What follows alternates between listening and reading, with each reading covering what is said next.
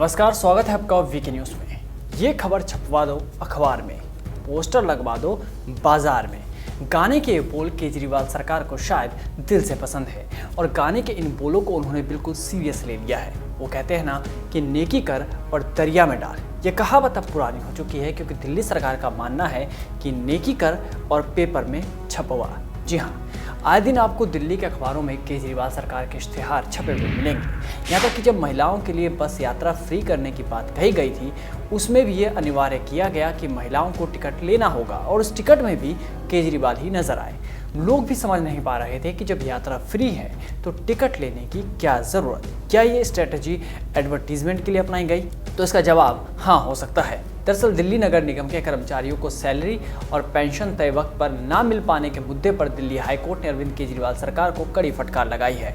High court ने कहा, हम देख सकते हैं कि किस तरह से सरकार राजनेताओं की तस्वीरों के साथ अखबारों में पूरे पन्ने का विज्ञापन देती है, वहीं दूसरी तरफ कर्मचारियों की सैलरी तक नहीं दी जाती है। इसके अलावा दिल्ली हाईकोर्ट ने टिप्पणी करते हुए कहा, क्या यह अपराध नहीं है कि ऐसे मुश्किल वक्त में आप पैसा विज्ञापन पर खर्च कर रहे हैं? अगर आप इन कर्मचारियों को तय वक्त पर तनख्वाह देते तो आपका कहीं ज़्यादा नाम हो सकता है। अगर विज्ञापनों की बात की जाए तो आलम यह है कि दिल्ली के मुख्यमंत्री की तस्वीरें कई बार मुंबई तक के एडिशन में छपती हैं। अखबारों में फुल पेज एडिशन दिए जाते हैं फ्रंट पेज पे। सिर्फ इतना ही नहीं, दिल्ली में जब दिवाली की पूजा केजरीवाल सरकार द्वारा करवाई गई तो इसे सिर्फ दिल्ली तक सीमित नहीं रखा गया बल्कि पूरे देश में इसका प्रचार करवाया गया। आरटीआई एक्टिविस्ट साकेत गोखले ने अपने एक ट्वीट में दिल्ली पर्यटन और परिवहन विकास निगम DTTDC की ओर से भेजे गए आरटीआई के जवाब को साझा किया था। उन्होंने कहा कि दिल्ली की आप सरकार और अरविंद केजरीवाल द्वारा 14 नवंबर 2020 को किए गए लक्ष्मी पूजा आयोजन और लाइव टेलीकास्ट पर करदाताओं के पैसे के 6 करोड़ रुपए खर्च कर दिए गए। खर्च करना ये शब्द शायद यहाँ पे वाजिब ना हो क्योंकि पैसे उड़ाए गए। साकेत गोखले ने कहा कि 30 मिनट की इस पूजा पर कुल 6 करोड़ खर्च हुए, मतलब कि प्रति मिनट 20 लाख रुपए उड़ा दिए गए। जनता की गाढ़ी कमाई का इस तरह से इस्तेमाल किया जाता है और जब दिल्ली मुसीबत में फंसती है तो केजरीवाल साहब ये कहते हुए नजर आते हैं कि केंद्र सरकार हमें पैसा नहीं दे रही। वाह, कमाल की बात है। सिर्फ यही नहीं, कोरोना को लेकर पूरे देश में 500 रुपये तक का चालान है, लेकिन दिल्ली सरकार 2000 रुपये वसूल रही है। अब जिसकी कमाई मात्र 10,000 हो वो चालान भरे या घर चलाए, ये अपने आप में एक बड़ा सवाल है। इसके बाद हाईकोर्ट ने केजरीवाल सरकार को दिल्ली नगर निगम के कर्मचारियों को बकाया वेतन और पेंशन का भुगतान करने के लिए कहा है। पर क्या केजरीवाल सरकार के कान पर जू रेंगेंगी? ये बात देखने वाली बात होगी। बता दें कि दिल्ली सरकार के संशोधित अनुमान के तहत बीटीए के तौर पर वित्तीय वर्ष 2020-21 के दौरान ईडीएमसी को 864.8 करोड़ रुपए, एसडीएमसी को 405.2 करोड़ रुपए और उत्तरी दिल्ली नगर निगम को 764.8 करोड़ रुपए दिए जाने हैं। और इस मुद्दे को लेकर दिल्ली की आम आदमी पार्टी, सरकार और भाजपा में जमकर बवाल हो रहा है। आए दिन एक दूसरे पर आरोप प्रत्यारोप के तीर छोड़े जाते हैं और इन सब के बीच में फंसा हुआ है आम आदमी।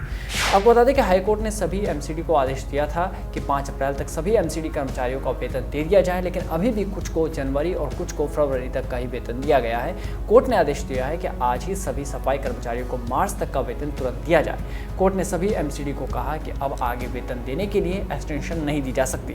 दिल्ली हाईकोर्ट में जनहित याचिका पर सुनवाई के दौरान एमसीडी की ओर से कहा गया कि दिल्ली सरकार से फंड नहीं मिलने के कारण कर्मचारियों को कई महीने से वेतन नहीं दे पा रहे।